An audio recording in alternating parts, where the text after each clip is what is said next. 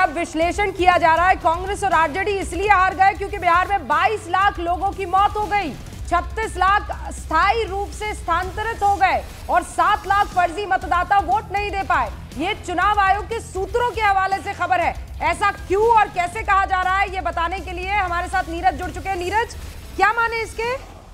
देखिए, मायने ये है कि इसी ऑफिशियल सोर्सेस का कहना है कि अब आईएनसी हो या आरजेडी हो, वो मुख्य चुनाव आयुक्त ज्ञानेश कुमार पे निशाना साधेंगे, क्योंकि चुनाव आयोग के अधिकारियों के मुताबिक जो सूत्रों से हमें जानकारी दे उनका कहना है क्योंकि जो लोग हटाए गए हैं एसआईआर के तहत क्लीन किया गया इलेक्टोरल रोल, तो शायद उसकी वजह से हारे हैं। लेकिन ये लड़ाई जो है अब आईएनसी इंडिया हो या आरजेडी हो, वो मुख्य चुनाव आयुक्त के खिलाफ लड़ेंगे। एक तरह से मुख्य चुनाव आयुक्त के माध्यम से इसी सोर्सेज ये कहना चाह रहे हैं कि एक तो उन्होंने क्लीन अप किया इलेक्टोरल रोल को, लेकिन ठीकरा जो है हारने का चुनाव आयोग और मुख्य चुनाव आयोग जी आपको रोकना चाहेंगे। अक्षरा सिंह हमारे साथ जानी मानी अभिनेत्री जुड़ गई हैं। अक्षरा, कैसी हैं आप? मैं बहुत बढ़िया हूँ। तमाम दर्शकों को अक्षरा सिंह की तरफ से प्रणाम है, आपको भी प्रणाम है। जी, आपको क्या लगता है बिहार के नतीजों में को देखकर आप क्या कहना चाहती हैं? बिहार का नतीजा पहले से ही तय था, क्योंकि जमाने से नतीजा जो होते आया था वो नीतीश कुमार जी ने बदलाव लाया है, इसमें कहीं से कोई दो राय नहीं था, पहले भी अब भी, और मुझे लग रहा है अब आगे वाला कुछ साल और बदलाव की तरफ है और बढ़ता बिहार नजर आ रहा है। लेकिन आपको ये उम्मीद थी कि इस तरह का मैंडेट आएगा? बीजेपी अपने बूते पे 94-95 सीटें ले रही है। तेजस्वी यादव, अभी की खबर है तेजस्वी यादव 10,000 वोटों से पीछे चल रहे हैं। नीतीश जी नंबर 1 थे पहले से, और ये पहले से तय था। मैं आपको बताना चाह रही हूँ कि नीतीश जी ही आएंगे, बिकॉज जो हमारी बिहार की जनता है उन्होंने हमेशा से नीतीश जी का काम देखा है और बिहार का बदलाव देखा है। और मुझे लगता है ज्यादातर जो औरतों के वोट हैं वो मोस्टली नीतीश जी को ही जाते रहे हैं, क्योंकि उन्होंने ये बदलाव दिया है बिहार को।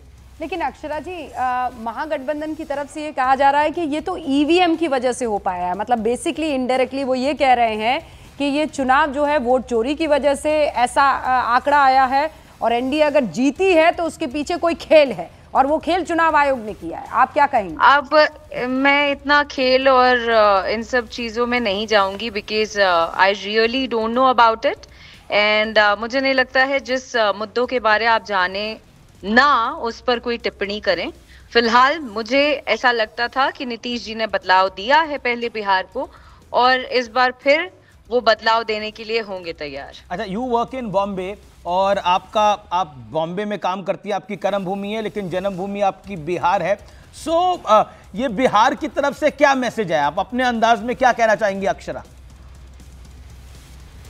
कि जिया हो बिहार के लाला, जिया तू 1000 साला, जिया तू भोर मलाला, जिया तू 1000 साला, जिया तू 1000 तनी नाची के, तनी गाई के, तनी नाची गाई सबके मन बहलावा हो भैया। बहुत बहुत खूब। अच्छा, एक और मेरा सवाल है आपसे, क्या आपको लगता है कि अगर एज अ कॉमन मैन, एक आम आदमी के तौर पर आपको क्या लगता है कि 2 कारण जिसकी वजह से बिहार में इस तरह का नीतीश जी को मैंडेट मिला है, उसके 2 कारण क्या रहेंगे आपके अनुसार?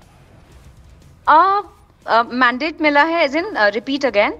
मैं कह रहा हूं जो इतना बड़ा नीतीश कुमार को मैंडेट मिला है, बीजेपी को मैंडेट मिला है, जेडीयू को मैंडेट मिला है, उसके 2 कारण क्या रहेंगे? क्या कारण है? आप बिहार को पिछले 20-25 साल से देख रही हैं, क्या कारण है?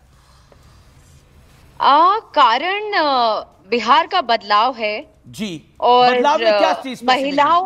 महिलाओं का सशक्त होना जी, ये अहम कारण है। सशक्त होना महिलाओं का ये अहम कारण आपको लग रहा है? अहम कारण मुझे लगता है, क्योंकि बिहार का पहले का समय जो था, जहां लड़कियां 7 बजे के बाहर निकलने से पहले डरती थी, संकोचती थी, घर परिवार वाले बाहर जाने नहीं देते थे, वो समय का बिहार और अब के बिहार में जमाने का फर्क है।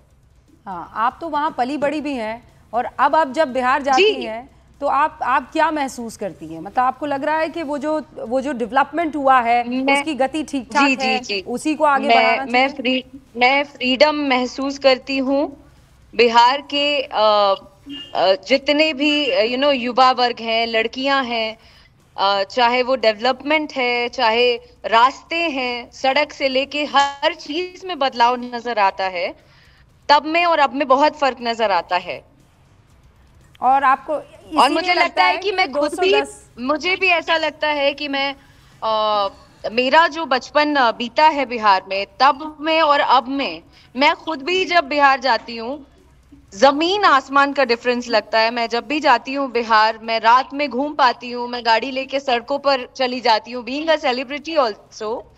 तो मुझे बहुत अच्छा लगता है जब लड़कियों को देखती हूँ 10 बजे 9 बजे बाहर अपने अकेले भी कोचिंग से लौटती नजर आती हैं, या कई लोग जो वर्किंग लेडीज हैं उनको भी बहुत ही खुलापन। और मतलब इट्स वेरी स्ट्रेंज किया। मैं और अमीश अभी ब्रेक में बात कर रहे थे, तो अमीश ये कह रहे थे, रूबिका आप देख रही हैं बीजेपी 93 सीटों पर इस वक्त रुझानों में आगे चल रही है, 101 पर लड़ी है, जेडीयू इस समय 84 पर है।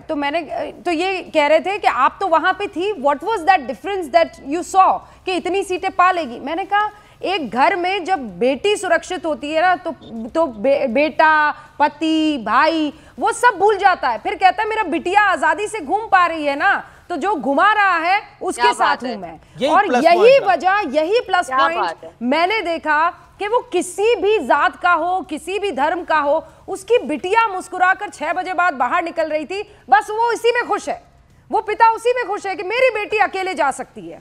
यही इस वक्त बिहार में चला। बिल्कुल। अक्षरा, मेरा अगला सवाल है कि कई सारे जी कई सारे इस बारी भोजपुरी स्टार्स भी चुनाव लड़े। खेसारी लाल यादव इस समय चुनाव में पीछे चल रहे हैं, क्या कहना चाहती हैं आप? मैथिली ठाकुर आगे चल रही हैं, मैंने देखा नहीं है। मैं बता रहा हूं आपको, मैथिली ठाकुर आगे चल रही है, खेसारी लाल यादव पीछे चल रहे हैं। अच्छा, नहीं पता मुझे। अब जनता है, जनता जिसका चुनाव करेगी वो काम करे, विकास करे, और क्या। पर अपने क्षेत्र के लिए विकास अगर जनता चाहती है तो वो सही चुनाव कर लेगी। आप तो गिरिराज बाबू से जब मिली थी महीने भर पहले, तो खूब हेडलाइंस बनी थी कि अब अरे भैया क्या अक्षरा जी जो हैं वो अब राजनीति का कहरा पढ़ने वाली हैं। फिर वो खबर जी, मैं उनसे एयरपोर्ट पे मुलाकात थी मेरी उनसे। हाँ। और काफी सालों से उनसे जान पहचान है, व्यक्तिगत तौर पे हमारा पारिवारिक संबंध है। मैंने आशीर्वाद लिया उनसे और बहुत खुशी महसूस की कि बहुत ही नेक इंसान, और बहुत कुछ सीखने को मिला उनसे चंद मुलाकात में। और मुझे लेकिन पता नहीं था कि फोटो जब पोस्ट करूंगी मैंने एक लाइन डाला, आशीर्वाद प्राप्त हुआ, जो कि मुझे बाद में रियलाइज हुआ जब हेडलाइंस बना कि आशीर्वाद मतलब टिकट होता है। अगर पॉलिटिक्स में देखें चुनाव के मौसम में अक्षरा चुनाव के मौसम में इस तरह की तस्वीर डालेंगी और ऊपर बोलेंगी आशीर्वाद प्राप्त हुआ, तो सब टिकट का ही आशीर्वाद समझेंगे। चलिए अब इसकी बात, अब तो मैं डर गई, अब कभी नहीं बिल्कुल आप कहाँ डरेंगी। मेरी आपसे लखनऊ में मुलाकात हुई थी, आप कहाँ डरने वाली हैं, आप तो डराने वाली हैं, मतलब अपने काम से बहुत अच्छा आप काम करती हैं। वी ऑल लाइक यू और आपके बड़े सारे फैंस हैं। एक अक्षरा, मैं आपसे एक जरूर पूछना चाहता हूं एक बात, राजनीति में आने का कोई विचार होगा?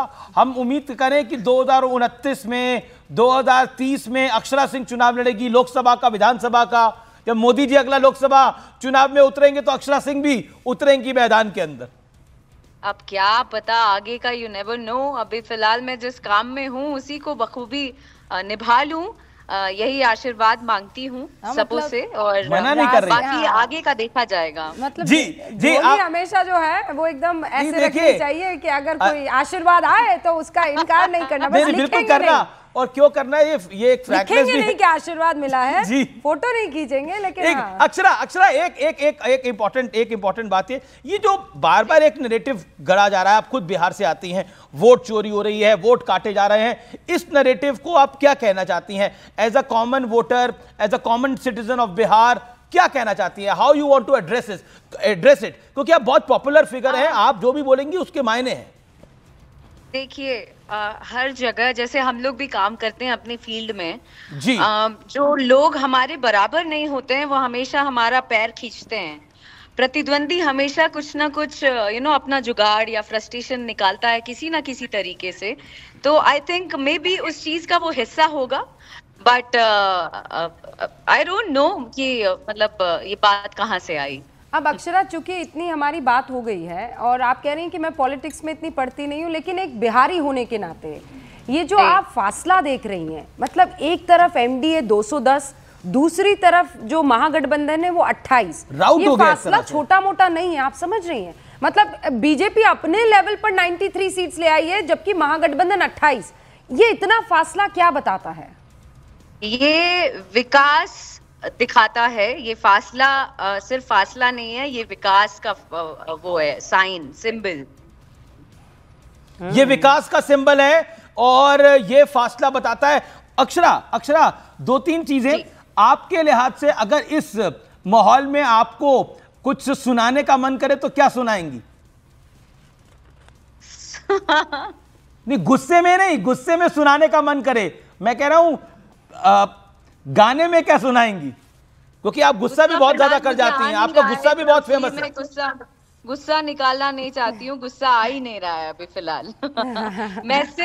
मैं सिर्फ खुशी के माहौल में हूँ और खुश हूँ कि हमारा बदलता बिहार और ज्यादा बड़ा और सशक्त नजर आ रहा है। अच्छा अक्षरा, आप जानती है ना कि जब दो पार्टियां आपस में एक दूसरे को नीचा दिखाने की कोशिश करती है, पॉलिटिकली होता है, अक्सर होता है, ये एक दूसरे पर खूब आक्षेप और आरोप लगते हैं, लेकिन तब ये बात आई थी कि नीतीश बाबू मेंटली अनस्टेबल है। तब ये कहा गया कि अब इनकी उम्र हो गई है, अब ये सत्ता नहीं संभाल सकते, अब जेडीयू खत्म हो गई है। आपको पता है जेडीयू 84 सीटों पर है। अच्छा, पर ये रिजल्ट से आप आकलन कर सकते हैं कि नीतीश जी मेंटली अनस्टेबल हैं कि नहीं हैं।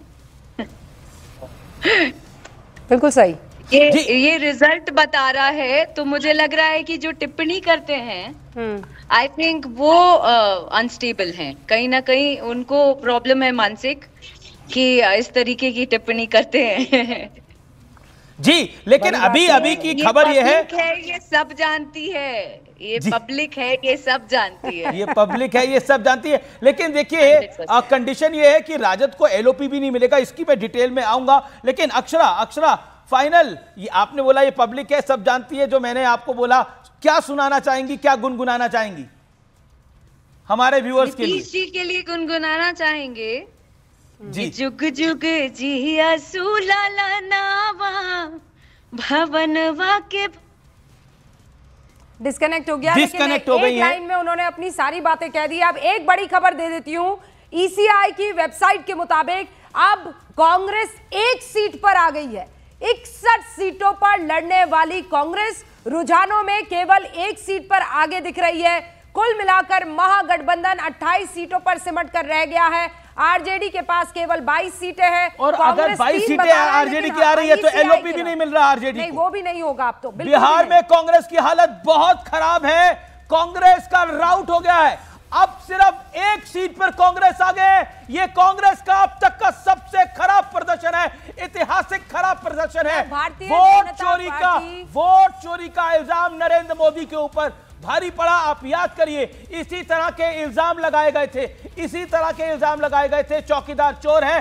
2019 में क्या हाल हुआ था, वोट चोरी का इल्जाम लगाया गया, बिहार के अंदर क्या हाल हुआ, जनता ने रिजेक्ट किया है। कांग्रेस के सोर्सेज कह रहे हैं, कांग्रेस में अपनी डिबेट खड़ी हो गई है कि इस तरह की बातें करने से नुकसान होता है कांग्रेस पार्टी को। कांग्रेस के कई वरिष्ठ नेता ऐसा मान रहे हैं कि इस तरह की अगर बातें करेगी कांग्रेस तो इसका बड़ा नुकसान होगा। दूसरा बड़ा पॉइंट जो मैं बताना चाहता हूं व्यूअर्स आपको, देखिए 2024 के लोकसभा चुनावों में जब नतीजे आए और अब तब नरेंद्र मोदी का चेहरा याद करिए और आज देखिए जहां जहां बीजेपी को शिकस्त मिली या फिर बीजेपी पीछे रही, वहां बीजेपी ने कमबैक किया। महाराष्ट्र में कमबैक किया है, आप देखिए हरियाणा में कमबैक किया है, आप देखिए बिहार में कमबैक किया है, आप देखिए। यानी एक तरह से एक सेंस ऑफ ग्रेटिट्यूड है मोदी की तरफ कि हां उस समय हमसे एक गलती हुई लेकिन हम मोदी को वापस देखना चाहते हैं। एक वो कहीं ना कहीं माइंडसेट है। लेकिन ये जो चौकीदार चोर है, वोट चोरी, ये नैरेटिव कांग्रेस को धरातल में ले गया है। 2019 के लोकसभा में लेके गया, बिहार के चुनाव में लेके गया, और यही है सबसे बड़ी कहानी। कांग्रेस का अब तक का इतिहास में आजादी के बाद सबसे खराब प्रदर्शन। ओके, अब सबसे महत्वपूर्ण बात आप ये समझ लीजिए, 1300 किलोमीटर की यात्रा राहुल गांधी ने की थी। वोट चोरी वो मुद्दा था। 1300 किलोमीटर मतलब आप समझिए कि उन्होंने एक फर्स्ट गियर में डालने की